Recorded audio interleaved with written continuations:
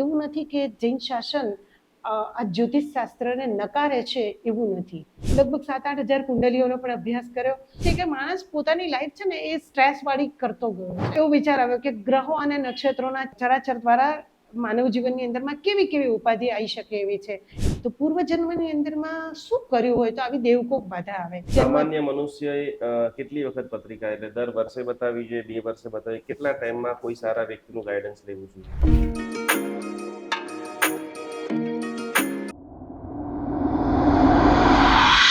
પ્રણામ, જય જિનેન્દ્ર, નમસ્કાર.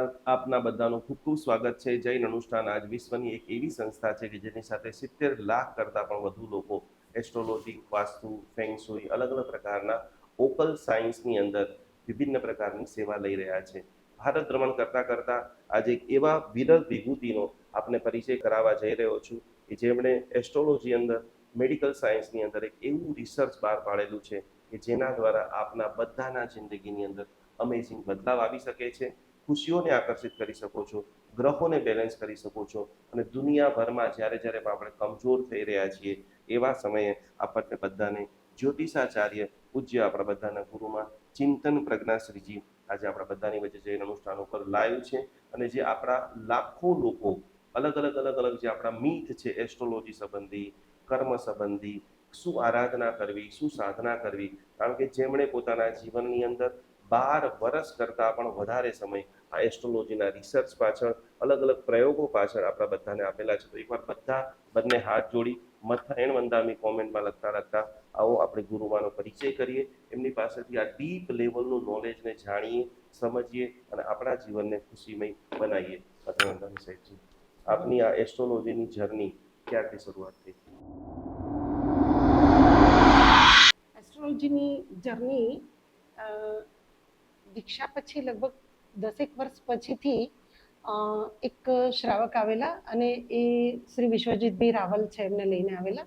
અને વિશ્વજીતભાઈ રાવલ છે એ પોતે પંચાંગની અંદરમાં પોતાનું ગણિત આપતા હતા. સિમંદર પંચાંગમાં પણ આપતા હતા અને ગુજરાત સમાચારમાં પણ આપતા હતા, સંદેશમાં પણ આપતા હતા.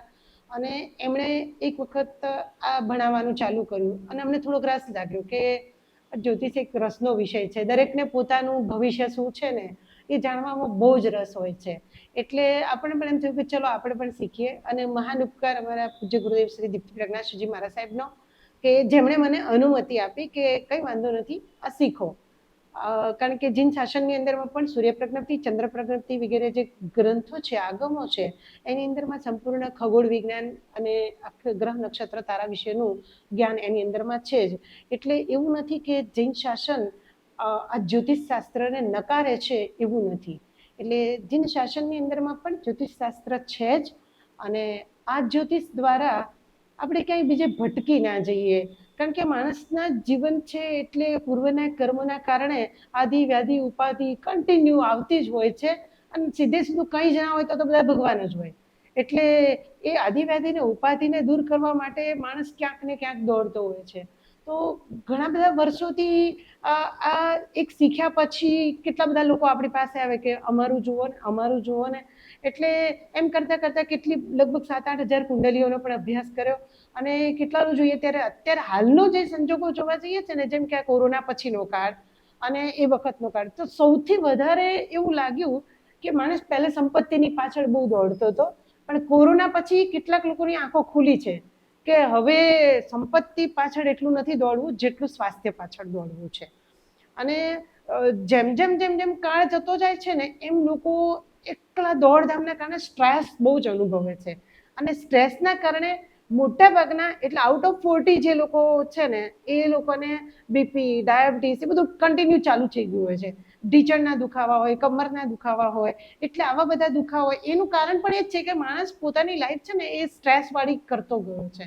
ના હોય ત્યાંથી ઉપાધિ વળતો આવે છે. એટલે પછી તો આ જ્યોતિષની પાસે આવે કે ભાઈ શું કરવું, શું ના કરવું. અને એટલું તો ચોક્કસ છે કે ગ્રહોની પણ કોઈક તો અસર હોય જ છે, ગ્રહ અને નક્ષત્રની. તો અમને એવો વિચાર આવ્યો કે ઘણી બધી કુંડલીઓના નિચોડ પછી કે માણસને સૌથી પહેલાં છે ને રોગ મુક્ત કરવો જોઈએ.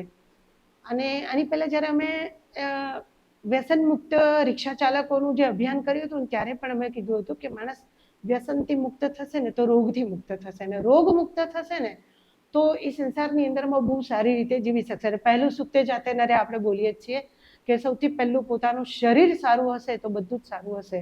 હવે શરીરને સારું કરવા માટે આ વિશ્વની અંદરમાં વિજ્ઞાનને પણ ઘણા બધા પ્રયોગો ચાલુ કરેલા છે.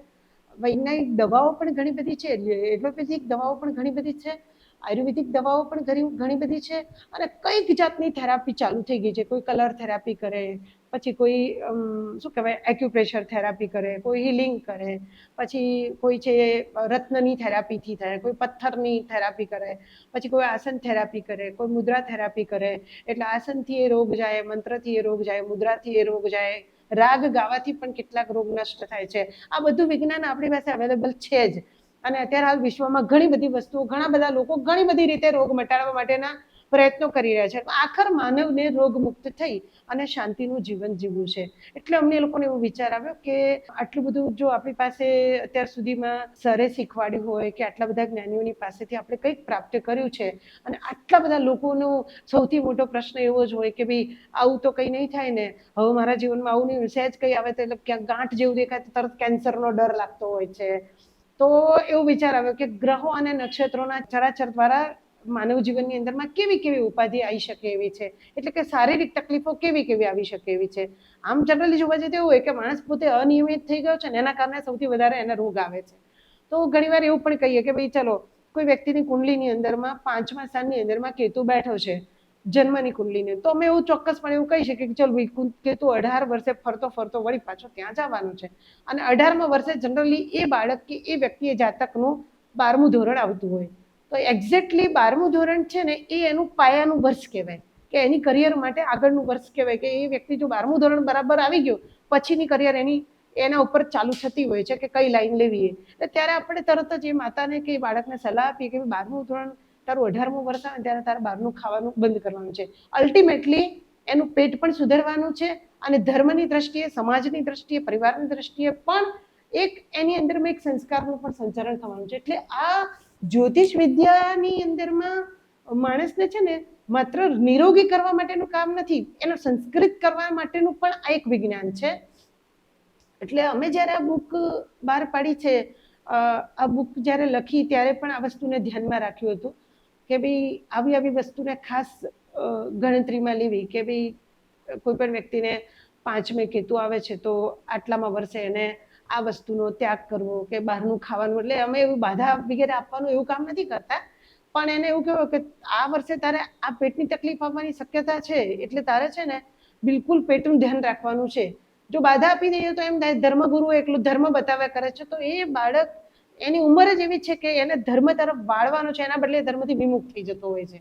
એટલે બાધા વગેરે નથી આપતા, પરંતુ એને ડરાવવાનો પણ કોઈ હક નથી, એને ડરાવવાનો કોઈ ઈરાદો પણ ના હોય, પણ એને ખરેખર એ તકલીફ આવવાની છે, એ તકલીફમાંથી કેવી રીતે પોતે બચી શકે અથવા તો તકલીફથી કેવી રીતે દૂર રહી શકે, એના માટે એને એક નાનકડો એવો પ્રયોગ આપવામાં આવે કે ભાઈ આ વર્ષ આવે ત્યારે આ વર્ષે તારે થોડુંક ધ્યાન રાખવાનું છે કે પેટની અંદરમાં કોઈ તકલીફ ના થવી જોઈએ. અને એ વ્યવહારિક છે કે પેટમાં તકલીફ ક્યારે થાય કે બહારનું કંઈક ખાશે કે રાત્રે વધારે પડતું જમી લેશે કે બીજું કંઈ આડું અવળું કે આચર કુચર ખાશે તો એને પેટમાં તકલીફ થશે. અને સૌથી વધારે મોટા મોટા રોગ જો આવતા હોય ને તો પેટને કારણે આવતા હોય છે, કે માણસ પોતાના પેટને ગટરની જેમ સમજીને ગમે તે ખાતો હોય છે. એટલે આ એસ્ટ્રોલોજી દ્વારા માનવને સૌથી પહેલા એ ચેતવવામાં આવે કે તમે તમારા આહારની અંદરમાં થોડોક એવો કંટ્રોલ કરો. જો આહાર સારો હશે તો વિચાર પણ સારા હશે. એટલે એને પોતાને વિચાર શુદ્ધ કરવા માટે એની આહાર શુદ્ધિ ઉપર પણ ધ્યાન આપવામાં આવે છે. બીજા નંબરમાં આ બુકની અંદરમાં અમે એવી પણ વસ્તુ લીધી છે કે અત્યારે હાલ ઘણીવાર જોવા જઈએ તો જન્મતાની સાથે બાળક પીડિયાથી ગ્રસ્ત હોય છે. પીડિયો એટલે કમળાથી ગ્રસ્ત હોય છે. બાળકની આંખો પણ ઘણીવાર ત્રાસી આવતી હોય, આંખની અંદરમાં ફૂલું આવતું હોય, જન્મતાની સાથે બાળકને મોતિયો હોય, પછી ઘણીવાર બાળક બ્રેન્ડેડ આવતો હોય છે, ઘણીવાર બાળકનો આઈક્યુ પાવર ઓછો હોય છે. તો આવા બધા પ્રશ્નો જન્મતાની સાથે જ ઘણા બાળકોને જોવા મળે છે. તો અમે એક વસ્તુ આની અંદરમાં એ પણ મૂકી છે કે સર્વાંગ સુંદર અને સ્વસ્થ એવું બાળકને જન્મ આપવા માટે એ જન્મ આપનારી જે માતા છે એણે ડે બાય ફર્સ્ટ એટલે જ્યારથી એ પ્રેગ્નેન્ટ થાય છે ત્યારથી એને શું કરવું જોઈએ. તો મારો વિષય મોટે ભાગે મંત્રનો છે, પણ ઘણીવાર અમે કલર થેરાપી પણ અંદર એડ કરીએ છીએ, ખાણીપીણી પણ એડ કરીએ છીએ. તો મેં મંત્રની બાબતમાં વાત કરી હતી. તો હું મોટે ભાગે આવી એક એને શું કહેવાય ટિપ્સ આપતી હોઉં છું કે તમારે તમારા બાળકને સ્વસ્થ જન્મ આપવો છે અને બાળક તમારું પેટમાં ને પેટમાં જ એવું સ્વસ્થ થાય અને એવું મસ્ત થાય, એનું આઈક્યુ પાવર પણ પાવરફુલ થાય. એના માટે જેમ કે ઓમ રીમ નમો નાણસ્ય એટલે જ્ઞાનની બાબતમાં ઇન્ટેલિજન્ટ થાય, બાળક એકદમ પાવરફુલ થાય, એનું બ્રેન પણ એકદમ પાવરફુલ થાય, એનો આઈક્યુ પાવર પણ સોલિડ રહે. એના માટે ઓમ રીમ નમો નાણસ્ય એનું 1.25 લાખનો જાપ થાય. અને બીજા નંબરમાં ઓમ રીમ નમો દંસણસ્ય એટલે કે એની આંખમાં વિકાર તો ના આવે, પરંતુ આંખની અંદરમાં જે બાહ્ય તકલીફો છે ને એ પણ ના આવે. એના માટે ઓમ રીમ નમો દંસણસ્ય અને ઓમ રીમ નમો ચારિત્રસ્ય એટલે કે બાળક કેરેક્ટર વાઇઝ પણ ખૂબ સરસ. ઘણી વાર થાય કે બાળક એવું નાનપણથી જ બાળક એટલું બધું ઉડજુડ્યું હોય કે આખા ફ્લેટના ઝઘડા એ જ લઈને ઘરમાં આવતું હોય, એટલે માં એની કંટાળી જતી હોય. તો આ જ્યારે ઓમ રીમ નમો ચારિત્રસ્યનો જાપ કરેલો હોય તો એ બાળક છે એ ખૂબ સરસ રીતે ઘરની અંદરમાં પણ બધાની સાથે સારું એવું વર્તન હોય. મા બાપને કહેવું જ ના પડે કે તું આમ કર કે તું તેમ કર, તું હોમવર્ક કર, તારું હવે આમ કરવાનું છે. એ ઓટોમેટિકલી એની નર્સરી જે પેટની અંદરમાં ચાલુ થઈ હોય ને ત્યાંથી જે જાણે કે બધું ભણીને આવ્યો હોય ને એવી રીતનું એનું વર્તન પણ એવું ચાલુ થઈ જતું હોય છે. હવે આ 3 જાપ કેવી રીતે કરવાના? તો એ જાપ માટેની મારી એક સરસ મજાની મેથડ પણ બતાવું છું કે એક નાનકડી એવી ચાંદીની ડબ્બી લેવાની. કારણ કે ચાંદી છે ને એ મનનું કારક છે, ચંદ્રનું કારક છે. ચંદ્રનો ગ્રહ છે ને એને ચાંદી સાથે, પાણી સાથે સીધું કનેક્શન છે. તો નાનકડી ચાંદીની ડબ્બી લેવાની. ડબ્બીની અંદરમાં એક સાકરની ટુકડી લેવાની. આમ જનરલી જન્મતાની સાથે ધરતીનું દૂધ એટલે કે ગોળની ગળથુથી અપાય છે, પરંતુ જ્યારે આપણે 9 મહિના સુધી એકનો એક ગોળ રાખીશું તો કદાચ ગોળ કાળો થઈ જાય, ખરાબ થઈ જાય, એટલે એ લોકોને ના ગમે. એના માટે અમે એવું કહીએ છીએ કે ઓરિજિનલ સાકર આવે છે એ સાકરની ટુકડી આ ડબ્બીની અંદરમાં મૂકી અને એ ડબ્બી બોડી ટચ રાખી અને ઘરની અંદરમાં જે પિતા બનવાના છે, તે જે દાદા બનવાના છે, દાદી બનવાની છે કે જે માતા બનવાની છે, એ લોકોના સભ્યો ગમે તે વ્યક્તિ પોતે એ ડબ્બીને બોડી ટચ રાખી અને 1.25 લાખના મંત્રો ગણે અને ત્યાર પછી આ જ મંત્રથી અભિમંત્રિત થયેલી એ જ સાકરથી બાળકને એની અંદરમાં જેવો જન્મે છે જન્મતાની સાથે જે પણ પચખાણ આવ્યું છે એ પચખાણ સંભળાવો. કોઈ ગુરુ ભગવંતના હાથે કે એવા કોઈ વડીલના હાથે નવકાર મંત્ર સંભળાવો, કારણ કે એ નવકાર મંત્ર વિશ્વશ્રેષ્ઠ મંત્ર છે અને એ મંત્રને હમણાં આપણે 25મી એપ્રિલે પણ સમગ્ર વિશ્વ લેવલે નવકાર મંત્રનું જાપ પણ વિશ્વ લેવલે રાખેલું હતું. એ વિશ્વશ્રેષ્ઠ મંત્ર છે. એ મંત્ર એને સંભળાવવામાં આવે. બાળકની મુઠ્ઠી તો બંધ જ છે, એટલે કે જાણે કે એને પચખાણ પણ પહેલા જ દિવસથી ચાલુ થયું છે. જેટલા વાગે જન્મે છે એ વખતે કેટલા વાગ્યાનું પચખાણ આવે છે એ પચખાણ એને સંભળાવી અને ત્યાર પછી જ એ બાળકને એ જે સાકર છે એની જ ગળથુથી બનાવી અને એ સળી સોનાની સળીથી એને ચટાડવામાં આવે. તો એ બાળકની ગળથુથી સુપરહિટ ગળથુથી થશે અને એ જે અભિમંત્રિત કરેલી સાકર સૌથી પહેલા, અને સાકર પણ આખર તો ધરતીનું દૂધ જ છે, કારણ કે એ શેરડીમાંથી જ બની રહ્યું છે. એટલા માટે એ ધરતી માતાનું સૌથી પહેલું અભિમંત્રિત કરેલું દૂધ એ સાકરનું પાણી જો બાળકને આપવામાં આવશે તો ગેરંટી સાથે એવું કહી શકીએ કે બાળક સુપરહિટ થશે. એટલે એનું જે બાહ્ય રોગો તો દૂર થશે પણ આંતરિક જે કંઈ પણ તકલીફ થવાની હોય એ પણ એ દૂર થાય છે. બીજા નંબરમાં હાથની અંદરમાં માત્ર 7 બીટ્સ એટલે કે 7 દાણા હળદરવાળા ચણા, એ હળદરવાળા ચણા હોય છે એ 7 જ દાણા રોજે રોજ પેલી ગર્ભસ્થ મહિલા છે એ રોજે રોજ 7 દાણા જમણા હાથની મુઠ્ઠીમાં રાખે અને ઓમ રીમ નમો આયર્યાણમ આ મંત્રનો ઓનલી 7 ટાઈમ જાપ કરી અને પછી રોજે રોજ એ લેડી છે એ પહેલાં ખાઈ લેશે તો એનાથી ગેરંટી સાથે એવું કહી શકીએ કે બાળકને જન્મતાની સાથે પીળીઓ એટલે કે કમળો કોઈ પણ સંજોગોમાં ના જ આવે આ ફાઇનલ છે. એટલે એક આ મંત્ર પણ બહુ જ જરૂરી છે.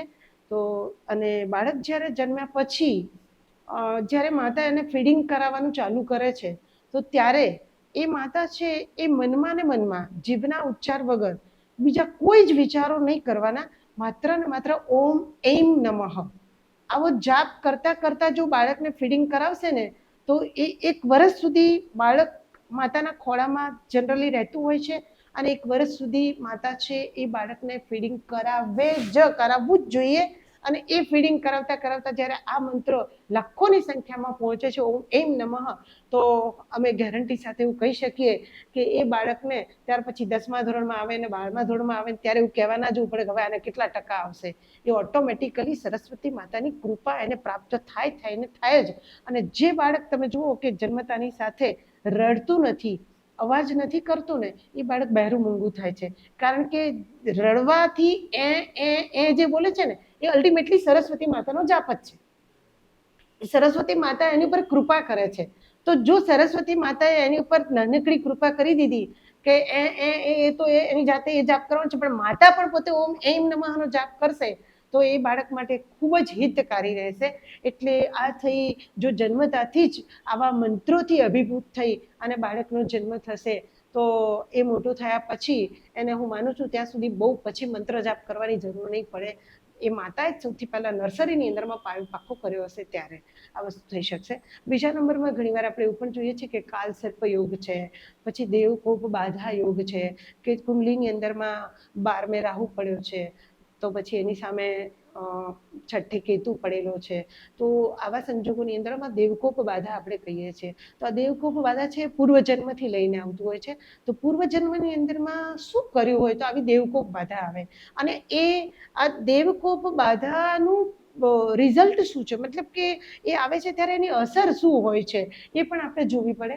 તો એમાં કેવું હોય છે કે કોઈ માણસ છે ને લેવા દેવા વગરના વિચારો કર્યા કરતા હોય, વિવરિંગ માઇન્ડ હોય, સતત ચિંતા કર્યા કરતું હોય અને 10 વર્ષ પહેલાની ચિંતા 10 વર્ષ પહેલાથી કરતું હોય, તો ત્યારે એવું માની શકાય કે આ વ્યક્તિની કુંડલીની અંદરમાં કદાચ 12મે રાહુ પડેલો હોય અને દેવકોપ બાધા આને લાગતી છે. તો એવા સંજોગોની અંદરમાં પહેલા એ પણ રિસર્ચ કરવું પડે કે આ દેવકોપ બાધા આવે ક્યાંથી. તો ગત જન્મની અંદરમાં ક્યાં તો કોઈક ઝાડનું વૃક્ષ, એનું મૂળ, એ વૃક્ષનું મૂળ એને ક્યાંક બાળી નાખ્યું છે, વૃક્ષના મૂળની અંદરમાં એઠવાડ નાખ્યો છે, વૃક્ષના મૂળમાં તેજાબ નાખ્યો છે, વૃક્ષના મૂળમાં પેશાબ કરેલો છે, જ્યાં ત્યાં ઝાડ તોડી નાખ્યા છે. તો એક વનસ્પતિ પણ એક દેવ છે, વનસ્પતિ પણ જીવ છે. તો એના જીવને જ્યારે બાધા પહોંચાડી છે ને ત્યારે આપણને આ કુંડલીની અંદરમાં સીધી દેવકોપ બાધા ઉતરે છે. તો હવે આ જન્મની અંદરમાં શું કરવું જોઈએ? દેવકોપ બાધા છે તો એનું શું કરવું જોઈએ? તો દેવકોપ બાધા છે એ, અને જેને પણ આ રાહુ કેતુના કારણે જેટલા પણ દોષ આવતા હોય તે, તો સૌથી વધારે મસ્ટમાં મસ્ટ જો આની અંદરમાંથી કાલ સર્પ યોગ પણ ઘણા બધા પ્રકારના છે અને મોટા ભાગે 90% લોકોની કુંડલીની અંદરમાં કાલ સર્પ યોગ નાની કે મોટી રીતે સામાન્ય રીતે પણ થતા જ હોય છે. એ કાલ સર્પ યોગના કારણે પણ માણસ આવો ચિંતાની અંદરમાં રહેતો હોય છે, એના કારણે પણ ઘણીવાર દરિદ્રતા પણ આવે છે, એના કારણે પણ જીવનની અંદરમાં ઘણા બધા અપ્સ એન્ડ ડાઉન્સ આવે છે. તો આ બંનેની અંદરમાં એક જ ઉપાય હોય ને, તો મારી પાસે એક વખત બહુ બધા વર્ષોના પંચાંગ ભેગા કર્યા હતા અને એ પંચાંગની અંદરમાં મેં કાલ સર્પ યોગ જેટલા હતા ને જેના ઉપાયો હતા ને એ ઘણા બધા પૂર્વના જેટલા પણ જ્યોતિષીઓ હતા એ લોકોનો એક નિચોડ હતો. એટલે મેં પોતે આ રિસર્ચ કર્યું કે ઘણા બધા લોકો આની માટેનો પ્રયોગ કયો ઉપયોગ કરે છે. તો મેં 90% લોકોમાં એવું વાંચવામાં આવ્યું કે આ કાલ સર્પ યોગ હોય કે દેવકોપ બાધા હોય તો એની અંદરમાં એમ કે શિવજી ભગવાન છે એની ઉપર તમે દૂધ અને ચોખા ચડાવો એમ. તો પછી મને ખબર પડી કે જે વસ્તુ અજૈન શાસનમાં છે તો એ જૈન શાસનની અંદરમાં પણ છે જ કે આપણે સ્નાત્ર પૂજા કરીએ છીએ તો સ્નાત્ર પૂજાની અંદરમાં આપણે કુસુમાંજલિ મેલો પાર્શ્વ જીણંદા, કુસુમાંજલિ મેલો આદિ જીણંદા આ બોલીએ છીએ. તો કુસુમાંજલિ એ તમારો ટાઈમ એ જ વસ્તુ છે કે તમારી આ દેવકોપ બાધાને દૂર કરે છે અને તમારા કાલ સર્પ યોગને પણ દૂર કરે છે. અહીંયા સાહેબજી ઘણા બધા સવાલો આવેલા છે, આપણે વન બાય વન એક સવાલ લઈએ છીએ. આપણા બધાના આઈડલ છે 24 તીર્થંકર પરમાત્મા. શું 24 તીર્થંકર પરમાત્મા પોતાની કુંડલી બનાવે છે? 24 તીર્થંકર પરમાત્મા પોતાની કુંડલી બનાવે છે એવું નથી, પરંતુ એના પૂર્વજન્મના કર્મ, પૂર્વજન્મનું પુણ્ય ઉપાર્જન, કે જે ધારો કે વિશેષ સ્થાનક તપ કરવા દ્વારા, પછી કોઈક તીર્થંકરે સાધર્મિક ભક્તિ જોરદાર કરી છે, કોઈક તીર્થંકરે જીવદયાનું જબરજસ્ત પાલન કરેલું છે, એટલે એવા કોઈક નિમિત્તથી જેમણે તીર્થંકર નામ કર્મ બંધ કરેલો છે. એટલે તીર્થંકરોને કુંડલી બનાવવાની પણ છતાં પણ આપણી પાસે તીર્થંકરોની કુંડલી છે ખરી, આપણી પાસે અવેલેબલ છે કે એ તીર્થંકરો એના માતા પિતા જ્યારે રાજ જ્યોતિષ વગેરે હોય છે એ લોકો એમની કુંડલી બનાવતા જ હોય છે. એટલે એ કુંડલી દ્વારા આપણને ખબર છે કે તીર્થંકરોનો જન્મ કેવા કેવા સમયે થયો હોય છે, કે ગ્રહો જ્યારે ઉચ્ચ સ્થિતિની અંદરમાં હોય ને આવું 24 જ વખત બનતું હોય છે, અને એવા સમયે જ એમનો જન્મ થયેલો હોય છે. તો એટલે તીર્થંકરોના ગ્રહો જ એવા સુપર હોય છે કે, અને છતાં પણ તમે જોઈએ છે આપણે કે મહાવીર સ્વામી ભગવાનને ચલો ટોપ બધા જ ગ્રહો હતા, છતાં પણ દીક્ષા લીધા પછી ઘણા બધા ઉપસર્ગો વગેરે આવ્યા છે, પરંતુ એ નિયતિ હતી જ. અને પૂર્વજન્મની અંદરમાં પરમાત્માએ એ જે પ્રકારના ઉપસર્ગો આવ્યા છે તે પ્રકારના કર્મ એમના પણ હતા જ. હા, કેટલાક કર્મ એવા છે કે જે કમ્પલસરી ભોગવવા જ પડે છે. એટલે તો પછી ઘણા એવું પૂછશે કે તો પછી જ્યોતિષ શું કામનું? 100% આ સવાલ થાય ને થાય, મને પણ થાય, તમને પણ થાય કે જો કર્મ ભોગવવા જ પડતા હોય તો પછી જ્યોતિષ શું કામનું છે? હા, કર્મ ભોગવવાના છે, પણ એ વખતે એ કર્મ ભોગવતી વખતે તમારી મનની પ્રસન્નતા અખંડિત રહે એના માટે આ મંત્ર જાપ કરવાના છે. સામાન્ય મનુષ્યએ કેટલી વખત પત્રિકા, એટલે દર વર્ષે બતાવી જોઈએ, 2 વર્ષે બતાવી, કેટલા ટાઈમમાં કોઈ સારા વ્યક્તિનું ગાઈડન્સ લેવું જોઈએ? જો પત્રિકા કેટલા ટાઈમે બતાવવી જોઈએ, આમાં એવું નથી કે તમે દર વર્ષે એક વખત તમે બ્લડનો રિપોર્ટ કરાવો, દર વર્ષે તમે આમ કરાવો, એવું નથી. ધારો કે કોઈક સારા જ્યોતિષને બતાવી દીધી છે પત્રિકા, અને એ વખતે એ જ્યોતિષે એવું કીધેલું છે કે ભાઈ તમારું 1 વર્ષની અંદરમાં આવું થવાનું છે, અથવા તો અત્યારે હાલ તમારો ગુરુ છે એ ખાડામાં પડેલો છે, હવે પછી તમારો ગુરુ છે આ જગ્યા પર દ્રષ્ટિ કરવાનો છે, હવે તમારો રાહુ છે એ આ જગ્યા પર છે, પછી તમને આ દશા આવવાની છે, પછી તો એ વખતે જ જો ધારો કે તમે મંત્ર જાપ પૂર્ણ પ્રમાણમાં લઈ લીધા છે, જેમ કે ગુરુના 76,000 જાપ છે, 760 માળા છે, તો એ 760 માળા તમે સંપૂર્ણ ધ્યાનપૂર્વક, એનું પણ એક વિજ્ઞાન હોય છે કે માળા કેવી રીતે ગણવી, માળાનું સાતત્ય, સ્થળ, સંખ્યા, પછી કઈ આંગળીથી કરવી, કેવા દ્રવ્યથી કરવી, કઈ પોઝિશનમાં બેસવું, આ બધું પણ પાછું એક ગૌર કરી જાય છે. કે ઘણા લોકો એમ કે તમે તો લાખ મંત્ર કર્યા પરંતુ કંઈ જ ઠેકાણું ના પડ્યું, આવું પણ બોલવાવાળા હોય છે.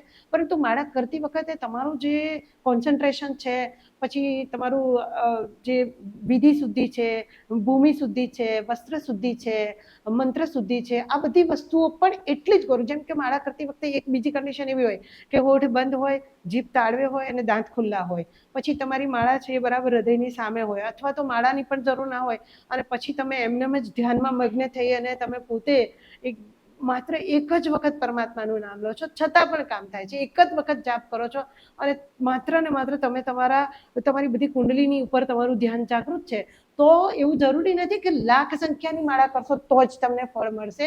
ઘણીવાર એક જ વાર ગણવાથી પણ મંત્ર જાપ ફળે છે, અને ઘણીવાર લાખો કરવા છતાં પણ તમારું ધ્યાન નથી તો તમને કશું જ ફળ મળી શકતું નથી. એટલે સૌથી વધારે તો તમારે તમારા જ મનને તમારી જાત ઉપર લઈ જવાનું છે, તમારે તમારા મનને તમારી અંદરમાં ગોઠવવાનું છે.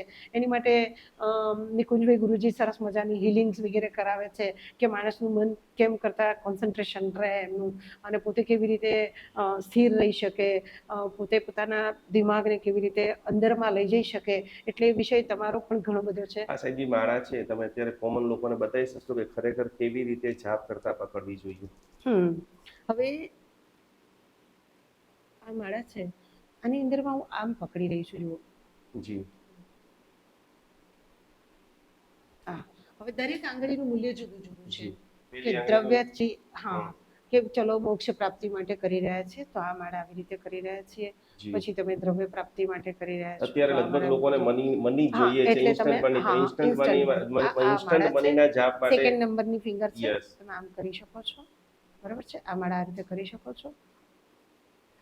અને માળા આપણને ફૂમતું દેખાય છે, એનો શું મહિમા છે? હા, વચ્ચે આ એક મેર છે, આ મેર જ છે માળાનો. માળા પૂરી થાય છે એ મેર છે, અને ત્યાર પછી આ માળા જ્યારે પૂરી થાય છે ને બીજી કરવી છે ત્યારે ફરીથી આમ કરવાનું છે. તમે આમ અહીંયા ધારો કે આ માળા પૂરી થાય છે તો પછી કન્ટિન્યુ આમ નામ ચાલુ નથી રાખવાની, આમ નામ તમે ચાલુ નથી રાખવાની, પરંતુ માળા જ્યારે કમ્પ્લીટ થાય છે, આ માળા જ્યારે પૂરી થાય છે ત્યારે તમે ફરીથી આમ ફેરવો છો. ઘણા બધા લોકો અહીંયા બધું કરતા હોય છે, એની પાછળ કોઈ સાયકોલોજી વિજ્ઞાન છે સાહેબજી? એ હવે કેવું છે કે બધું પરંપરાથી પૂર્વથી આવ્યું હોય ને એટલે લોકો આમ કરતા હોય છે. બાકી એવું વાંચવામાં નથી આવ્યું કે આવું કરવાથી કંઈ થાય છે, એવું કંઈ વાંચવામાં નથી આવ્યું. પરંતુ માળા છે એ હૃદય સમક્ષ રાખવી જોઈએ, પછી માળા વગેરે કરવા બેસો છો ત્યારે તમારું આસન છે એની ઉપર તમારા બધા જ કપડાં સંપૂર્ણ આવી જવા જોઈએ. આસનની બહાર તમારા કપડાં ના હોવા જોઈએ. પછી માળા બને તો ઉપર કંઈક ઢક્કન કરીને પછી એટલે કપડું વગેરે રાખીને તમે માળા કરો. માળા કરતી વખતે તમારી આ આંખોની તમારી નાસિકા ઉપર ધ્યાન કેન્દ્રિત હોવું જોઈએ. બીજા નંબર, માળા કરતી વખતે મેં કીધું એમ હોઠ બંધ, જીભ તાળવે અને દાંત ખુલ્લા હોવા જોઈએ. માળા કરતી વખતે બને તો પદ્માસન મુદ્રામાં બેસવું જોઈએ. પછી બીજો હાથ છે એ હાથથી તમે જ્ઞાન મુદ્રા પણ કરી શકો છો. તો એ જ્ઞાન મુદ્રા દ્વારા પણ તમે માળાને આ રીતે સ્વસ્થ ચિત્તે, પરંતુ માળા કરવા બેસવું છે ત્યારે એવું નક્કી કરવું છે કે ભાઈ મારે રોજ સવારે મને 6 વાગે ફાવે છે તો હું 6 વાગે જ માળા કરવા બેસું. મને એમ છે કે હું માત્ર 27 વખત જ મંત્ર ગણી શકું એમ છું, તો માત્ર 27 વખત જ કરો. એક દિવસ 27 કર્યું, વળી બીજે દિવસે 2 માળા કરી, ત્રીજે દિવસે 4 માળા કરી, એવું જરૂરી નથી. કોન્સન્ટ્રેશન અને સંખ્યા એ એક જ સરખી રાખો. આજે 1 માળાનો સમય છે તો રોજ 1 જ કરો, પરંતુ ધ્યાન બીજે છે અને માળા આમાં ફર્યા કરે છે તો એ વસ્તુ નકામી છે. એનું ફળ એવું જોઈએ એવું મળી શકતું નથી. આખરી સાહેબ 2-3 સવાલ આપણે લઈએ છીએ. આટલી બધી તમે પત્રિકા લોકોની જોઈ છે, એમાં જે તમે 4 અલગ દાનશીલ તપ અને ભાવની રેમેડી આપો છો, તો દાનનું એસ્ટ્રોલોજી સાથે દાનનું શું મહત્વ છે? હા, એવું છે, ધારો કે કોઈને બુધ સાવ ખાડાનો છે, બુધ નીચનો છે, બુધ હલકો છે, પોતાનો બિઝનેસ કરવો છે અને એમાં બુધ જરૂરી છે, બુધનો ગ્રહ જરૂરી છે, તો આપણે શું કહીશું કે ભાઈ બુધનો કલર કયો છે? તો ગ્રીન કલર છે બુધનો. તો બુધ માટે છે એને ગાયને ઘાસ આપવાનું કહીશું આપણે. હવે એની શક્તિ ઓછી છે કે ભાઈ બહુ શક્તિ નથી, તો ભાઈ રોજ 5 રૂપિયાનું જ ઘાસ આપને. આપણે ક્યાં કહીએ છીએ રોજ મણ આપે એમ. તો બુધ માટે છે તો આપણે ગાયને ઘાસ ખવડાવવાનું કહીશું. પછી કોઈને ગુરુ નબળો છે અને ગુરુની દ્રષ્ટિ તો બહુ જ જરૂરી છે અને દરેકના જીવનમાં અમુક સ્થાન પર, એમ કે સપ્તમ સ્થાન પર, પંચમ સ્થાન પર, એ 2 સ્થાન ઉપર તો ગુરુની દ્રષ્ટિ અત્યંત આવશ્યક છે. તો જેને ગુરુની દ્રષ્ટિ એવા સ્થાન પર નથી અથવા ગુરુ ખાડામાં પડે છે, ગુરુ નીચનો છે, તો એવા લોકો શું કરે એમ? તો ગુરુને લગતા દાન કરી શકાય છે. તો કે ગોળનું દાન કર્યું છે તો ગોળ છે એ ગાયને ખવડાવો. એટલે ગાયને તમારા હાથમાં રાખીને ગોળ ખવડાવો. ગાય જ્યારે ગોળ ખાય છે ને, ગાયની જીભ છે ને એ થોડી કરકરી છે, એ તમારા હાથ બી ચાટી જશે. એ વખતે તમારા હાથની અંદરમાં જે બી ખરાબી છે ને, આપણે રેખા કહીએ છીએ ને, હાથની રેખા, એ ખરાબી બધી ગાય લઈને જતી રહે છે. એટલે તમારી પાસે જે પણ તમારા આમ શું કહેવાય કે ખરાબ પરિણામો તમને પડવા આવવાના હતા એ બધા ભૂસાઈ જાય. એટલે ગાયને દાન પણ થઈ ગયું, ગોળનું દાન થઈ ગયું, ગાયનું મીઠું મોઢું થયું અને ગાય દ્વારા તમારી જે પણ ખરાબી હતી એ તમારી રેખા, તમારી હસ્તરેખામાંથી બધી ખરાબી એ દૂર ચાલી ગઈ. એટલે દાનનું દાન થયું, ગાયને સંતોષ પણ થયો. તો એવી રીતે પછી પીળા કલરનું દાન છે, તો એમાં ગુરુના ગ્રહ માટે આપણે પીળા કલરનું દાન આપવાનું કહેતા હોઈએ છીએ. તો પીળા કલરના દાનની અંદરમાં કોઈ ગરીબ આવ્યું છે તો ખાલી આટલું એવું એક ચણાના લોટનો નાનકડો લાડવો આપી દો, સિંગ ચણાના ચણા આપી દો તો પણ ચાલે.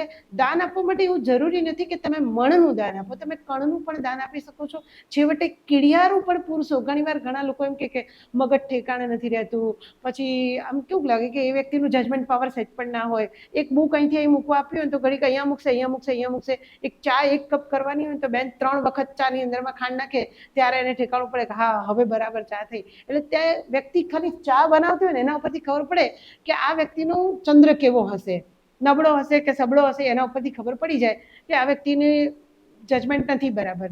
એક વસ્તુ અહીંયાથી મૂકવાની કીધી હોય તો 10 વખત અહીંયા મૂકે, એના ઉપરથી ખબર પડતી કે આ વ્યક્તિનો ચંદ્ર નબળો છે. તો એવા વ્યક્તિને ચંદ્રનો જાપ આપી શકાય. હવે ચંદ્રને લગતી સફેદ વસ્તુનું દાન પણ આપી શકાય કે ભાઈ તું એક કામ કર, કીડિયારું પૂરજે, ચોખાનો લોટ છે એની અંદરમાં સાકર મિક્સ કરજે અને રોજ 1 ચમચી કીડિયારું તારા ઘરની બહારની સાઈડ ઉપર ક્યાંક છાંયડાની અંદરમાં કોઈક ઝાડની નીચે ક્યાંક જઈને તું મૂકી આવજે. તો લાખો કીડીઓ એનાથી ધરાઈ રહેશે. તો એ કીડી પણ આપણા જેવો જીવ છે, તો એને પણ એક અન્નદાનનું પુણ્ય થશે ને, એ જે પુણ્ય થશે ને એ તમારા ગમે એવા સ્ટાર ડાઉનમાં હશે ને એ અપમાં લાવી દેશે. તો એવી રીતે નાનકડું એવું કીડિયારું પૂરવાનું પણ પુણ્ય છે. કબૂતરને મગ આપો તો પણ બુધનું દાન થઈ જાય છે. પછી એ સિવાય તમે પૂજાની વાત પણ કરી શકો છો કે ભાઈ તું આ ભગવાનની પૂજા કરજે, કે જેમ કે કોઈને મંગળની તકલીફ છે અથવા તો 9 ગ્રહણો લઈ કે સૂર્ય કમજોર છે, યશ પડતો નથી ને હેલ્થની બહુ ચેલેન્જીસ આવી રહી છે, તો Okay. એનું દાન શું હોઈ શકે? હા, અચ્છા.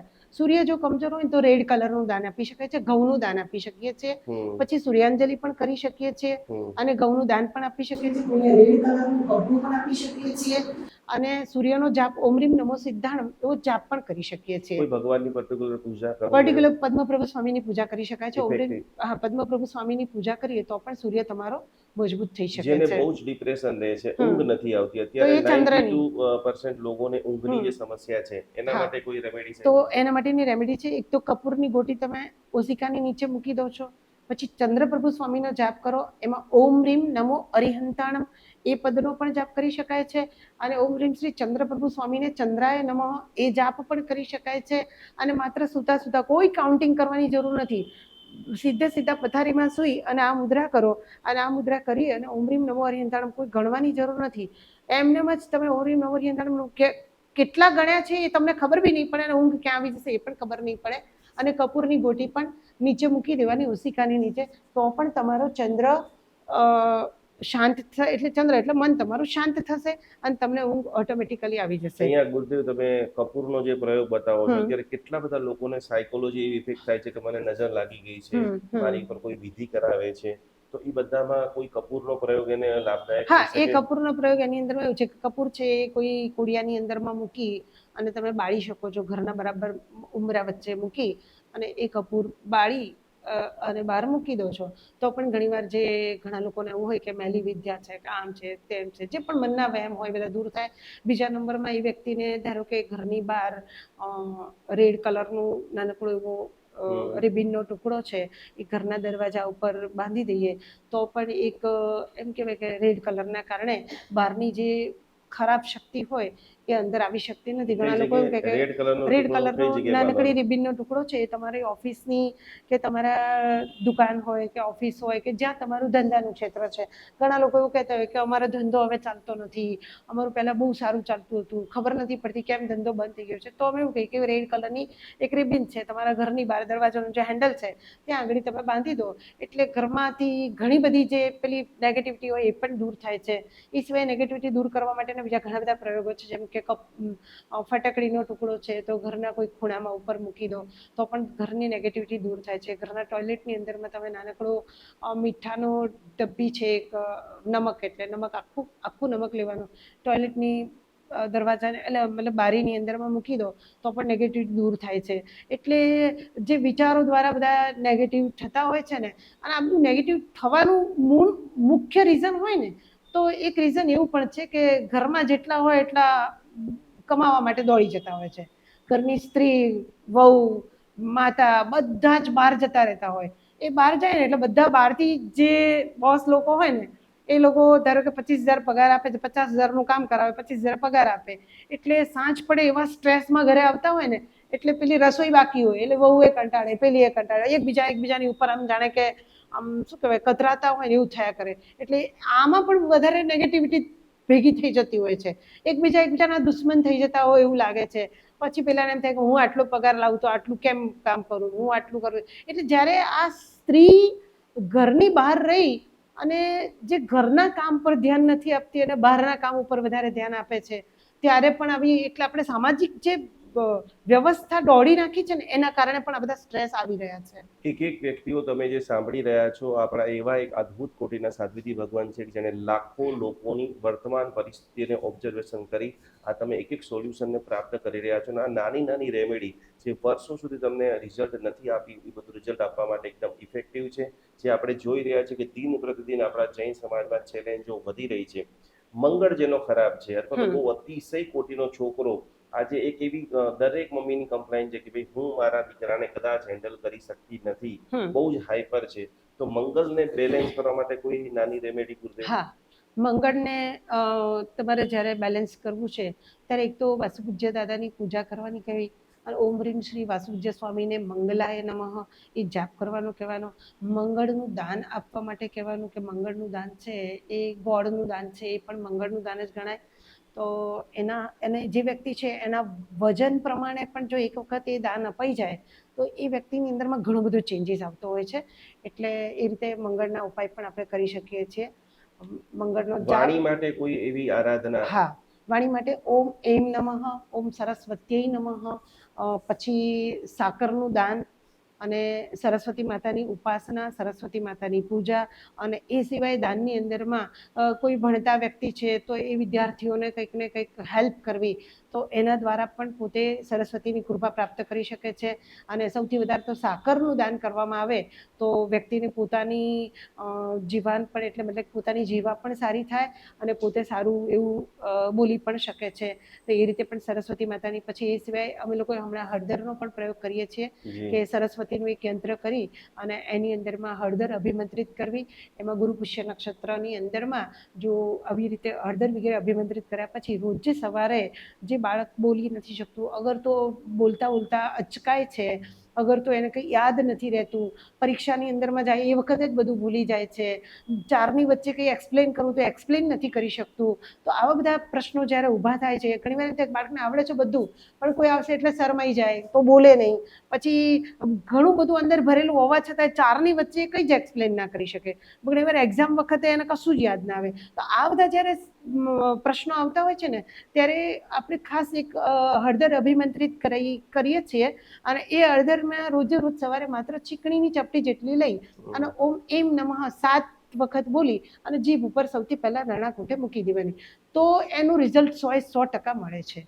અને ખૂબ સરસ રિઝલ્ટ હોય છે. બાળક પોતે બધાની વચ્ચે ચારની વચ્ચે જઈ અને પોતે બોલતો પણ સારો એવો થઈ જાય છે. એટલે વાણીનો પ્રભાવ પણ સારો એવો પડી શકે છે. ઘણા બધા દર્શકો છે જેની જન્મ તારીખમાં આપણે 5 તારીખ મિસિંગ છે, બુધ ગ્રહની થોડી કમજોરી દેખાઈ રહી છે, એવા 10 માંથી 8 લોકો મળે છે. તો એ બુધ ગ્રહ માટે કોઈ સ્પેશિયલ પરમાત્માની આરાધના કોઈ કરવી હોય તો કઈ કરી શકાય? તો બુધ ગ્રહ માટે એક તો મહાવીર સ્વામી ભગવાનની પણ પૂજા કરી શકાય છે, વિમલનાથ ભગવાનની પૂજા પણ કરી શકાય છે. અને મહાવીર સ્વામી ભગવાનની પૂજા કરી અને ભગવાનના ખોળામાં લાલ ફૂલ મૂકો તો પણ આ ધંધા માટે પણ કામ આવે છે. અને બીજા નંબરમાં જે તમે વાત કરી કે બુધ ગ્રહની જે નડતર છે વાણીના કારણે કે એવા બધા કારણે, તો પણ એની અંદરમાં પણ ફાયદો થાય છે. એટલે પરમાત્મા મહાવીર સ્વામીની પૂજા અને વિમલનાથ ભગવાનના જાપ અને વિમલનાથ ભગવાનની પૂજા આ પણ એની અંદરમાં કામ કરે છે. અને ઓમ રીમ શ્રી મહાવીર સ્વામીને બુધાય નમઃ. પછી હવે ધારો કે મનની શાંતિ છે, ઉદ્વિગ્નતા વધારે છે, તો એવું કંઈક હોય તો ઓમ રીમ શ્રી શાંતિનાથાય બુધાય એ જાપ પણ કરી શકાય છે. શાંતિ કલશ પણ કરી શકાય છે. શાંતિ કલશનું જળ છે એ પણ એની ઉપર છંટકાવ કરો તો પણ આ કામ થાય છે. અલગ અલગ આપણે એક એક ગ્રહોની તમારા બધાના જે પ્રશ્નો આવી રહ્યા છે એની એકદમ ડિટેલ સાથે સમજણ કરી રહ્યા છીએ. જીવનમાં જો યશ જોઈએ છે, કીર્તિ જોઈએ છે, ને આપણા જે પ્રથમ તીર્થંકર આદિનાથ ભગવાનની યદિ વાત કરીએ, ઘણા બધાનો ગુરુ વિશે તો તમે બહુ ડિટેલથી સમજાયેલું છે. ગુરુ કોઈનો કમજોર છે તો ગુરુ રાહુનો ચંડાલ યોગ છે, ઘણી બધી પત્રિકાઓ આપણે જોયેલી છે. તો એ ગુરુને બેલેન્સ કરવા માટે તો ચંડાલ યોગનો દૂર કરવો છે કે ભાઈ આજે અહીંયા નોકરી, કાલે ત્યાં નોકરી, ડિફરન્ટ ચેલેન્જ ફેસ કરી રહ્યા છે. તો ગુરુ ગ્રહ માટે આપની શું રેમેડી છે? ગુરુ ગ્રહ માટે ઓમ રીમ શ્રી આદિનાથાય ગુરુવે નમઃ અને ઓમ રીમ નમો આયરિયાણમ આ 2 પદ ચાલે છે. અને એ સિવાય આદિનાથ ભગવાનની પૂજા, શત્રુંજયના ખમા સમાન અને પીળા વસ્તુની દાન, આ બધું ગુરુ માટે ચાલે છે. અને ઘણીવાર જેનું સાંસારિક લોકો હોય એટલે એને લગ્નની પણ અમુક ઉંમરે જરૂરિયાત હોય, કારણ કે પરમાત્માએ વ્યવસ્થા પણ બતાવેલી જ છે. એટલે જેના લગ્ન વગેરેના પ્રોબ્લેમ હોય એ લોકોએ પણ ગુરુના ગ્રહની ઉપાસના જરૂરી જ છે. તો પાત્ર પણ યોગ્ય આવે અને પોતાનું જે ટાઈમે જે કરવાનું છે કાર્ય એ પણ એ સમયને અનુરૂપ થઈ શકે છે. એટલે અને એના માટે સૌથી વધારે જરૂરી હોય તો ગુરુનો ગ્રહ જ વધારે જવાબદાર અને વધારે એની ઉપાસના જરૂરી હોય છે. તમે હજારો યુવાન યુવતીઓ જે અનમેરિડ છે, લગ્ન માટે બહુ ચેલેન્જ કરી રહ્યા છે, ગુરુ માટે કોઈ તપ પણ કરી શકાય? હા, ગુરુ માટે તપ પણ કરી શકાય છે. તો ગુરુ માટે કેવું કે પીળા વર્ણના એકાસના વગેરે કરી શકાય છે. તો અને ગુરુવારના દિવસે પણ કરી શકાય છે. પરંતુ એ એકાસણાની અંદરમાં એક જ ધાન્ય વાપરવામાં આવે, એક જ દ્રવ્ય, એક જ ધાન્ય, તો એવી રીતે પીળા વર્ણથી એકાસણું પણ કરી શકાય છે. એક એક ગ્રહની ડિટેલ સાથે આપણે ચર્ચા કરી રહ્યા છીએ. નવગ્રહ જે પૂરી તરહથી બ્રહ્માંડમાં જબરજસ્ત ઉર્જા પ્રદાન કરે છે. શુક્ર ગ્રહનું સામાન્ય મનુષ્યના જીવનમાં શું અસર છે?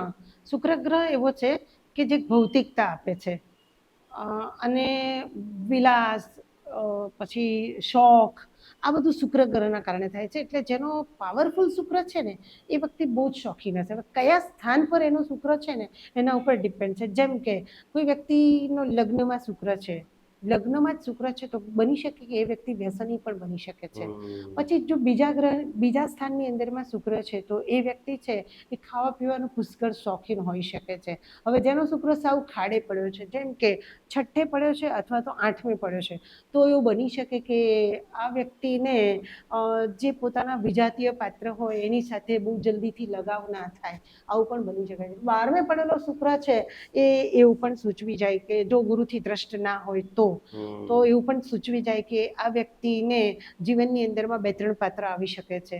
તો એ શુક્ર આવું કાર્ય કરે છે. અને જ્યારે 10મા સ્થાનની અંદરમાં ધારો કે શુક્ર છે તો એ વ્યક્તિનો આપણે ધંધો એવું કહી શકીએ કે આ વ્યક્તિ કર્મ કરે એટલે કે પોતાનું આજીવિકા ઉપાર્જન કરે, તો એને કેવા ધંધા કરી શકાય અથવા તો કઈ જગ્યા પરથી આ વ્યક્તિ અર્થોપાર્જન કરી શકશે, તો એને શુક્રને લગતા, ધારો કે શુક્ર 7મી રાશિનો છે, શુક્ર બીજી રાશિનો છે અને પાછો 10મા સ્થાનની અંદરમાં પડેલો છે, આવું કંઈ હોય અને પછી સ્વગૃહી શુક્ર છે, તો આપણે એવું ચોક્કસપણે એવું કહી શકીએ કે ભાઈ ક્યાં તો આ ખાણીપીણીની અંદરમાં જે અનનેસેસરી વસ્તુ છે એવાની અંદરમાં ધંધો કરશે તો વધારે ચાલશે, પછી કોસ્મેટિક્સની અંદરમાં ધંધો કરશે તો વધારે ચાલશે. તો એવું આપણે શુક્રને હિસાબથી એવું સજેસ્ટ કરી શકીએ છીએ. પછી હા, બતાવી શકું છું. શુક્ર ધારો કે 5મા સ્થાનની અંદરમાં છે તો એ વ્યક્તિને ભણવામાં કઈ લાઈનમાં જઈ શકે એવું પણ આપણે બતાવી શકીએ કે શુક્ર 5મે પડ્યો છે તો આ કઈ વસ્તુમાં શું અભ્યાસ કરે તો એ વ્યક્તિનો શુક્ર અહીંયા છે તો કેવું કરિયર કેવી રીતે બની શકે, તો એને કેવું છે કે જેમ કે ગ્રાફિક્સનું કરે, પછી પેલું નેકલેસ વગેરે બનાવવાનું હોય તો એવું કંઈ ડિઝાઇનિંગનું કરી શકે છે. પછી જો એ સાયન્સમાં કે એની અંદરમાં જાય તો ઇન્ટિરિયર ડેકોરેશનનું એનું કરી શકે છે, તો ફર્નિચર વગેરે કેવું કરવું એવી છે. એટલે અનનેસેસરી જે વસ્તુ છે, જીવન જીવવા માટે જેની જરૂર ના પડે એવી વસ્તુ આ શુક્રના કારણે એ કરી શકે. શુક્રના માટે ઉપાય પણ છે, સુવિધિનાથ ભગવાનનો જાપ છે, ઓમ રીમ શ્રી સુવિધિનાથાય નમઃ, એવો જાપ પણ તમે કરી શકો છો. અને એવી રીતે શુક્રની ઉપાસના કરી શકીએ આપણે, શુક્રનો ગ્રહ આપણું પાવરફુલ કરવા માટે. અંતિમ 3 ગ્રહોની વાતો આપણે કરીશું. ઘણી બધી જગ્યાએ સૂર્ય શનિ પિતૃદોષ આપણે માનતા હોય અથવા તો એટલું બધું સ્ટ્રગલ થતું હોય. પહેલા તો જૈન ધર્મમાં પિતૃદોષ હોય છે કે નથી હોતો અને એની રેમેડી શું છે? જો જ્યારે દોષની વાત કરવામાં આવે છે ત્યારે જૈન ધર્મની અંદરમાં માત્ર ને માત્ર કર્મની જ વાત કરીશું આપણે. જૈન ધર્મમાં પિતૃદોષ હોય છે એવું ક્યારેય ના કહી શકાય. માનવ જીવનની અંદરમાં આ બધી વસ્તુ હોય છે. એટલે અહીંયા આગળ ધર્મને આપણે વચ્ચે લાવીને એવું નથી કહેતા કે જૈન ધર્મની અંદરમાં પિતૃદોષ હોય કે અજૈનમાં પિતૃદોષ હોય, એવું નથી. પણ આપણે ગ્રહોની જે સ્થિતિ છે, જે સ્થાનમાં બેઠેલા છે એના ઉપર આપણે પિતૃદોષ નક્કી કરતા હોઈએ છીએ. હવે પિતૃદોષ કોને કહેવો એ પણ આપણને એવી સમજ હોવી જોઈએ કે કઈ કઈ વસ્તુને આપણે પિતૃદોષ કહેવાના છીએ. તો ઘણીવાર આપણે કેટલાક શાસ્ત્રો વગેરે વાંચવામાં આવે છે તો એમ એવું કહેવાય કે ભાઈ ચંદ્ર જ્યારે દેહ સ્થાનમાં એકલો પડેલો હોય અથવા એકલો પંચમ સ્થાનમાં પડેલો હોય અથવા શનિ એકલો પડેલો હોય તો પિતૃદોષ ઘણા બધા કારણોસર પિતૃદોષ ગણાય છે. ઘણા બધા ગ્રહોને એટલે મતલબ શનિ અને ચંદ્રના કારણે થઈને આપણે પિતૃદોષનો પ્રિડિક્ટ કરતા હોઈએ છીએ. તો જ્યારે પિતૃદોષ કેવા સંજોગોની અંદરમાં આવતો હોય છે તો એવું ક્યાંક વાંચવામાં પણ આવેલું છે કે પિતૃદોષ એટલે આપણા ક્યાંક પૂર્વજો, એટલે એવું નથી કે આપણા દાદા ને એના દાદા ને એના દાદા 7 પેઢી 10 પેઢી પૂર્વ પેઢીની કેટલી બધી પેઢીઓ પહેલાથી પણ આ પિતૃદોષ ચાલ્યો આવતો હોય. ક્યાંક કોઈક પિતૃઓએ કોઈકને અવગતિએ ગયેલો જીવ અથવા તો કોઈ વેંતર નિકાયની અંદરમાં ગયેલો જીવ પોતાના જ ઘરનું કોઈક સ્વજન ગુમાવ્યું હોય અને એ સ્વજન છે એ પોતાની કોઈક અધૂરા અરુમાન મૂકીને ગયું છે અને એના કારણે એનો જીવ છે ક્યાંક એવી કોઈ ગતિની અંદરમાં ગયેલો અને ઘરના બધા હેરાન થાય ત્યારે મનની અંદરમાં બધા વિચાર કરે કે ચલો ભાઈ આ વ્યક્તિને અહીંયા સ્થાપના કરો, એમ કરીને એ વ્યક્તિના નામનું એક શ્રીફળ સ્થાપના કરતું હોય અને પછી પેઢી દર 5-10 પેઢી જતી રહે ત્યારે એને યાદ ના હોય, કોઈને ખબર ના હોય, પછી જનરેશન નવી આવે એટલે કે આ બધું જવા દો એમ કરીને કોઈકે એને હટાવી દીધું હોય. તો ત્યાર પછી જે વેંતર નિકાયમાં ગયેલો જીવ હોય એને ક્યાંક એવું થાય કે ભાઈ મારી સ્થાપના હતી, કારણ કે ત્યાં તો આયુષ્ય વધારે છે, એટલે એને એવું વિચાર આવે કે આ મારી સ્થાપના હટાવી દીધી છે. ત્યાર પછી એ જીવ જે છે એ આ પેઢી દર પેઢી ક્યાંક ને ક્યાંક તકલીફ આપતી હોય. હકીકતમાં અલ્ટિમેટલી તો એ આપણે એવું ચોક્કસપણે કહી શકીએ કે માણસના પોતાના જ કર્મ છે એના કારણે પોતે હેરાન થઈ રહ્યો છે. પરંતુ આપણામાં એવું છે કે ભાઈ તમે જ્યારે સાંજ ને સવાર ગૃહસ્થો પોતે ઘરની અંદરમાં દીવાબત્તી કરતા હોય, એટલે કે દીપ જલાવી અને પરમાત્માની પ્રાર્થના કરતા હોય, તો એ વખતે પોતે આ પિતૃઓને પણ એક પ્રાર્થના કરી અને એનો પણ એક દીવો કરે અને એવું કહે કે ભાઈ મારા પિતૃઓ તમે શાંત થાઓ. ઘરની સ્ત્રી છે એ જનરલી માથે ઓઢેલું જ હોવું જોઈએ, પણ નથી ઓઢતા હોતા એટલા માટે એવું કહેવું પડે કે માથે ઓઢી અને જ્યારે દીવો કરે ત્યારે એવું બોલે કે ભાઈ પિતૃઓ તમે શાંત થાઓ અને અમારા ઘરની અંદરમાં મદદ કરતા થાઓ. બાકી આપણે જૈન શાસનની અંદરમાં જૈન શાસ્ત્રની દ્રષ્ટિએ જોઈએ તો કર્મના સિદ્ધાંત પ્રમાણે આપણે એવું ના કહીએ કે ભાઈ આ પિતૃ દોષ છે, આમ છે તેમ છે. માણસનો પોતાનો જ દોષ હોય છે. દોષ હોઈ શકે છે. શનિ માટે કઈ છેલ્લી રેમેડી કરી શકે? હા, શનિ માટે તો ઘણા બધાને શનિનો હાવ હોય છે. 7:30 ચાલુ થઈ, આમ થઈ, લોઢાના પાયલ થઈ, હવે તાંબાના પાયલ, હવે પિત્તળના પાયલ, હવે સોનાના પાયલ, ચાંદીના પાયલ. પણ બેસ્ટ વે એ છે કે શનિની કાયમ માટે આપણે એવું કહીએ છીએ કે ઉમરીમ નમો લોએ સબ્બ સાહુણમ જાપ કરવો. હું તો એવું કહું છું કે શનિની 7:30 હોય કે ના હોય, પરંતુ ઓમરીમ નમો લોએ સબ્બ સાહુણમનો જાપ કરવો તો ક્યારે પણ જીવનમાં કોઈ પણ કામથી તમે અટકશો નહીં. કોઈ પણ કાર્ય ચાલુ કરવું છે તો તમારે કાયમ માટે ઓમરીમ નમો લોએ સબ્બ સાહુણમ ચાલુ જ રાખવું. જ્યારે પણ ફ્રી થાવ છો ત્યારે ઓમરીમ નમો લોએ સબ્બ સાહુણમ. બીજા નંબરમાં એવું ચોક્કસપણે કહું છું કે ઘરથી બહાર નીકળો છો ત્યારે તમે માત્ર 7 વખત ઓમરીમ નમો સિદ્ધાણમ બોલીને બહાર નીકળો. ઘરમાંથી પહેલાં તમારું જે નસકોરું ચાલુ છે એ બાજુનો પગ પહેલાં બહાર કાઢો અને 7 વખત ઓમરીમ નમો લોએ સબ્બ ઓમરીમ નમો સિદ્ધાણમ 7 વખત બોલો એટલે તમે જે પણ કાર્ય ધાર્યું છે એ કાર્ય કરવા માટે તમે સક્ષમ અને ખરેખર સફળ પણ થઈ શકો છો. અને એ સિવાય બધા કામ, ઘણાના નોકરીના કામ અટકતા હોય, ધંધાના કામ અટકતા હોય, પછી ઘણા કોઈ કાગળિયા બધી જગ્યા પર પાર જ ના આવતું હોય જલ્દીથી, આમ શું કહેવાય, હા ગવર્મેન્ટના કે કંઈ પણ, તો ત્યારે ઓમરીમ નમો લોએ સબ્બ સાહુણમનો જાપ કરશો તો એનાથી ઘરની અંદરમાં, ઓફિસમાં, જીવનમાં જે પણ કામ અટકતા હશે ને એ કામ તરત ને તરત સફળ થઈ શકશે. અને કાળી વસ્તુનું દાન પણ તમે એમાં આપી શકો છો. ભગવાન આપણે કઈ લેશું આની અંદર? હા, શનિની અંદરમાં મુનિ સુરત સ્વામી ભગવાન અને એમને ડમરો ચડાવવાનો, એટલે કે ડમરાનો હાર અથવા તો ડમરાનું ફૂલ ચડાવવાનું. અને જનરલી આપણામાં તો ખબર છે કે ફૂલ પૂજા છે એ બપોરના ટાઈમે જ કરવાની હોય છે, એટલે અમે એવો પણ આદેશ નથી આપતા કે ફૂલ તમારે તોડીને ચડાવવું એમ. એ આદેશ પણ અમારા તરફથી એવો નથી, પરંતુ આ ડમરો પરમાત્માને, મુનિ સુરત સ્વામી ભગવાનને ડમરો ચડાવી અને પૂજા કરવી જોઈએ, જેથી કરીને અંતિમ 2 ગ્રહ રાહુ અને કેતુ જે છાયા ગ્રહ છે, એ રાહુ અને કેતુને કેવી રીતે આપણે બેલેન્સ કરીશું? હા, રાહુ અને કેતુ, તો કેતુ માટે પાર્શ્વનાથ ભગવાનની ઉપાસના કરવાની છે અને રાહુ માટે નેમનાથ ભગવાનની ઉપાસના કરવાની છે. રાહુ ગ્રહ એવો છે કે જો મંગળ સાથે જશે, શુક્ર સાથે જશે તો વ્યક્તિને ક્યાંય ને ક્યાંય સાવ લાઈન દોરી જુદી કરી દેશે કે કંઈક લફડા કરી આવશે, કંઈક અફેર કરી આવશે, પોતાના સમાજની બહારનું જે સમાજને મતલબ કે નિયમની અંદરમાં નથી તો એવા કામ ક્યાંક ને ક્યાંક માણસ કરી આવશે. એટલે એ રાહુના કારણે આવું થતું હોય છે.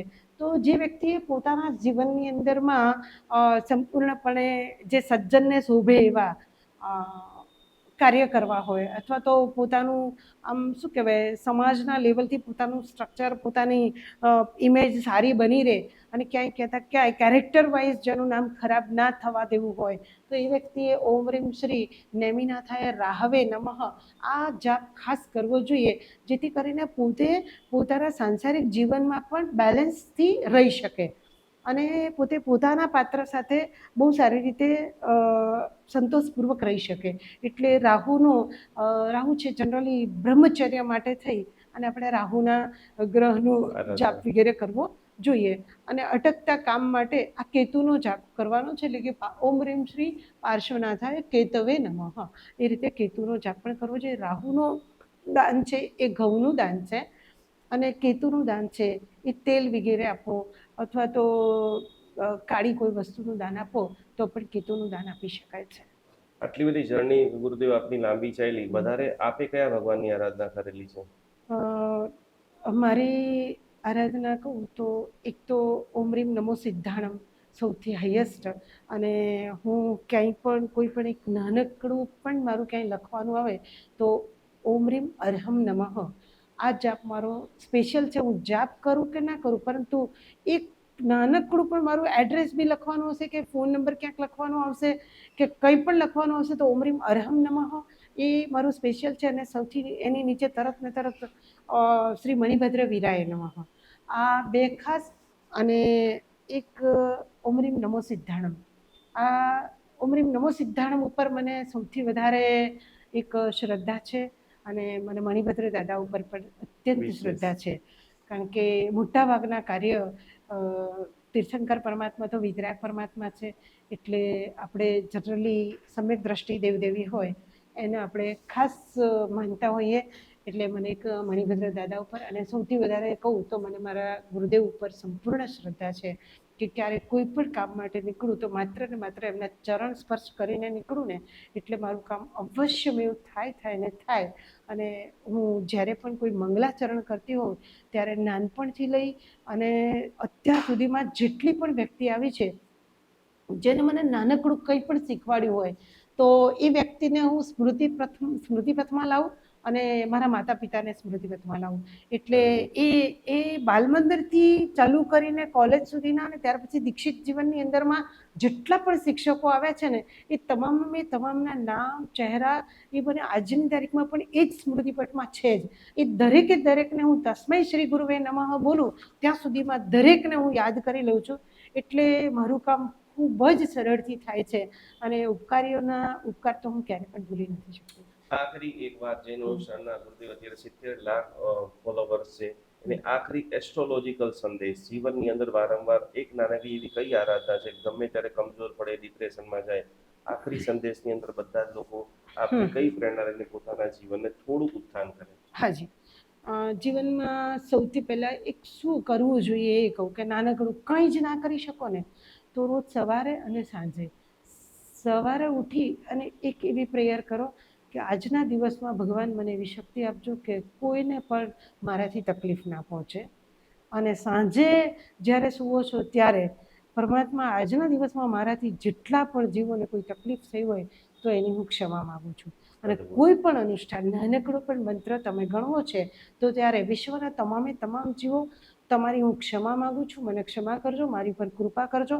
અને હું જે પણ મંત્રાનુષ્ઠાન કરી રહ્યો છું તે મંત્રાનુષ્ઠાનનું મને સંપૂર્ણ ફળ મળે. એટલે તમે કયો મંત્ર કરો છો એના ઉપર ડિપેન્ડ નથી, પરંતુ તમે તમારી હૃદય ભૂમિને પહેલાં સ્વચ્છ કરો છો અને ત્યાર પછી તમે તમારા મંત્રનું અંદર આરોપણ કરશો તો 100% તમારો મંત્ર તમને ફળીભૂત થશે. ખૂબ સરસ. ગુરુદેવ અમદાવાદમાં સાહેબજી સાથે જે ભગવાન બિરાજમાન છે અને જેને જીવનમાં રિયલમાં એસ્ટ્રોલોજીમાં ટોપ થવું છે, પીએચડી કરવું છે, એટલા બધા વિષય આ પુસ્તકની અંદર લખેલા છે. જરૂર તમે અમદાવાદ આવી રહ્યા છો તો આ સાહેબજીનો સંપર્ક કરવા જેવો છે, વંદના કરવા જેવી છે. અને એમની આપેલી રેમેડીથી અત્યાર સુધી હજારો લોકોના જીવનમાં અમેઝિંગ રિઝલ્ટ પ્રાપ્ત થયું છે. આજના આ વિડીયો દ્વારા ઘણી બધી વસ્તુ તમે શીખેલા હશો, સમજેલા હશો, અને આગળ પણ ઓર વધારે ડિટેલ સાથે સમજવા માટે અપકમિંગ સાહેબજીનો યસ. આ પુસ્તક છે એ માત્ર મારું પોતાનું નથી કરેલું. એની અંદર મારી શિષ્યા છે રેમચિંતના શ્રીજી. આ પાછળ રેમચિંતના શ્રીજીનો પણ ફોટો છે. કૃપા અમારા ગુરુદેવની છે અને અમારા બંનેનો પરિચય પણ છે. હવે આ પુસ્તકની અંદરમાં જે મુખપૃષ્ઠ કર્યું છે ને એની અંદરમાં પણ અમે લોકો એક લોજિક બનાવ્યું છે કે એક લોજિક છે. એક તો સૌથી પહેલા મારું પોતાનું જન્મ રાશિ છે કુંભ રાશિ છે એટલે મેં સ લીધો છે સૌથી પહેલા, સ્વાસ્થ્ય પ્રદાયક, અને લાસ્ટમાં અત્યારે હાલનું મારું નામ. અમારા બંનેના નામની અંદરમાં ચિંતન શબ્દ છે અને વિષય પણ અમારો સ્વાસ્થ્ય પ્રદાયક છે એટલે વિષય લીધો છે. બીજા નંબરમાં વ્હાઇટ પૃષ્ઠ લીધું છે કે મનમાં શાંતિ, જીવનમાં શાંતિ જોઈએ છે, શાંતિનો પ્રતીક એ સફેદ કલર છે. અને બીજા નંબરમાં આ ઘડિયાળ લીધી છે. ઘડિયાળની સાથે ચાલો, સમયની સાથે ચાલો તો જીવનની અંદરમાં ક્યાંય તકલીફ નહીં આવે. આ તમારા બધા બોડી પાર્ટ્સ લીધા છે, આપણા હ્યુમન બોડી પાર્ટ્સ, કે તમારા હ્યુમન બોડી પાર્ટ્સને પણ તમે સમયની સાથે ચાલતા રહેશો, સમયજ્ઞ થશો ને તો તમે તમારા બોડીને પણ સારી રાખી શકશો. નીચે રેડ લાઈન લઈ લીધી છે. જીવનની અંદરમાં ક્યાંય પણ રેડ લાઈન તો જોઈએ જ છે.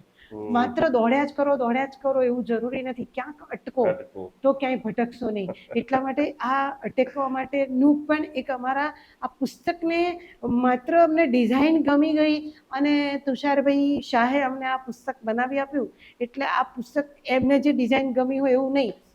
હું ને મારી શિષ્યા બંને સાથે મળી ઘણું વર્ક એને કર્યું છે. તો અમે બંને સાથે મળી અને આવું એક નિર્ણય કર્યો કે પુસ્તકનું મુખપૃષ્ઠ પણ કંઈક કહી જવું જોઈએ. એમને મુખપૃષ્ઠ ડિઝાઇન નથી બનાવવાની, કલર નથી બનાવવાનો, પાછળની સાઈડ ઉપર બ્લુ કલર એટલે કે આધ્યાત્મિક કલર, શનિનો કલર લીધો છે, હમ. લાઇટ શનિ, કે એક આધ્યાત્મિક લેવલ પર આપણે જઈ રહ્યા છીએ. રોગને મટાડવાના તો ઘણા બધા શું કે થેરાપિસ્ટ છે, પરંતુ મંત્ર થેરાપી એવી છે કે જેની કોઈ આડઅસર નથી. એટલે મંત્ર તમે કદાચ 4 વધારે ગણશો તો એવું નથી કે ડોઝ વધારે થઈ ગયો, અને ઓછો ગણશો ને કોન્સન્ટ્રેશન રાખશો તો એવું નથી કે હવે તમને ડોઝ પૂરો નથી એટલે રોગ નહીં મટે. એટલા માટે આ મંત્ર થેરાપી વાળું એક આ પુસ્તક છે. ખૂબ ખૂબ એક આભાર માનીશ નિકુંજભાઈ ગુરુજીનો. ખૂબ જ નજીકના પીરિયડમાં મને એમનો પરિચય થયો. એમને ઓળખતી પણ નહીં હતી. તુષારભાઈએ એમને મારો સંપર્ક નંબર આપ્યો, એ પોતે મને મળવા આવ્યા, અને એમની પોતાની એવી ઈચ્છા થઈ કે ગુરુજી આપણે આ એક કાર્ય કરીએ. જે પણ દર્શકો છે, જે પણ અત્યારે હાલ આ ચેનલ પર કે અનુષ્ઠાન પર જે લોકો જોઈ રહ્યા છો, એ લોકોને પણ ખૂબ ખૂબ ધન્યવાદ છે. અને આ પુસ્તક આપને બધાને નિકુંજ ગુરુજીને વાત કરીશ કે જેમને જોઈતું હોય એમને નિકુંજ ગુરુજીનો સંપર્ક કરજો. એ અમારી પાસેથી લઈ નીચે સ્ક્રીનની અંદર જે નંબર દેખાય છે એ નંબર ઉપર તમે સંપર્ક કરશો તો બધા જ લોકો આ એક અણમોલ સાહિત્ય બધાએ ખાસ વસાવવા જેવું છે. ખૂબ દિલથી સાહેબજી આપને મથે મંદામી લઈએ છીએ. આટલો લોંગ ટાઈમ અને આટલું ડિટેલથી બધાને સમજાયું છે. भगवान की आज्ञा में बोला हो तो इच्छा मेरे प्रभु ज़्यादा से ज़्यादा इस वीडियो को शेयर, लाइक करें, सब्सक्राइब करें, उन सभी लोगों तक पहुंचाइए जो लोग इस दिव्य साधना से अपने जीवन को अपडेट कर सकते हैं.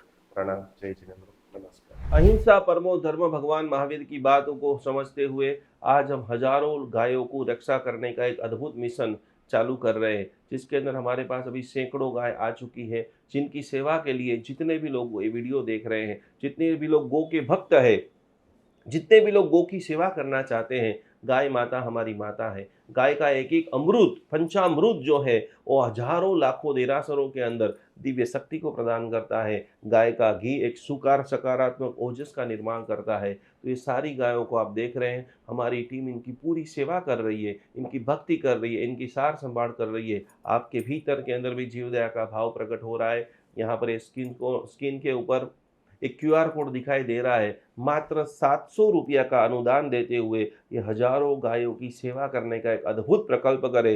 2025 में गौ माता का ऐसा आशीर्वाद आपके ऊपर बरसे कि आपके जीवन में लंबे समय से रुके हुए कार्य, क्योंकि कहा जाता है कि गौ माता के अंदर 33 करोड़ देवता का वास है. वो 33 करोड़ देवता का वास आपका पूरा परिवार, आपका बर्थडे है, मैरिज एनिवर्सरी, जो भी है, खास करके जैन अनुष्ठान गौ सेवा के अंदर ज़्यादा से ज़्यादा धनराशि ये QR कोड के अंदर आप समर्पित करें और अपने जीवन को अमूल्य बनाएं. 33 करोड़ देवता का अद्भुत लाभ लेते हुए आपका पूरे परिवार को कोटि कोटि नमन.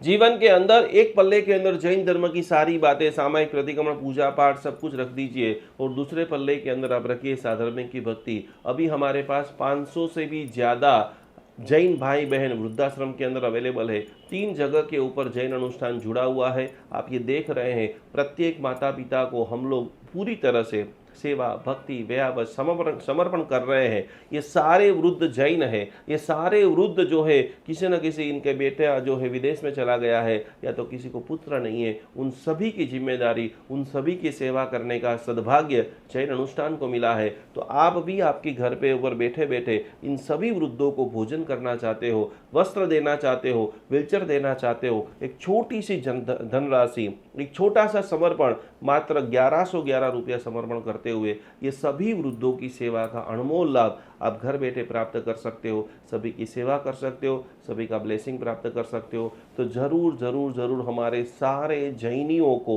सेवा करने का अप्रतिम मौका जैन अनुष्ठान आपको दे रहा है. इस QR कोड में ज़्यादा से ज़्यादा सहयोग राशि को भेजते हुए ये अनुपम लाभ को आज ही आप सभी लोग प्राप्त करें.